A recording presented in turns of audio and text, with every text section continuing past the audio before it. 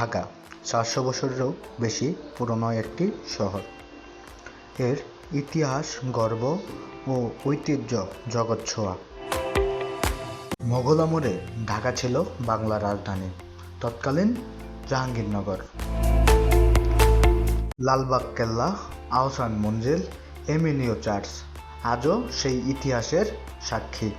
আজকের ঢাকা এক ব্যস্ত মহানগর। রাস্তায় কোলাহল, ট্রাফিকের শব্দ, দোকানপাট, অফিস আদালত আর মানুষের অবিরাম ছুটে চলা, সব মিলিয়ে এক জীবন্ত নগর। ঢাকা মানেই বৈচিত্র্যের শহর। এখানে রয়েছে পুরান ঢাকা, যেখানে আপনি পাবেন কাচ্চি নবাবী খাবার।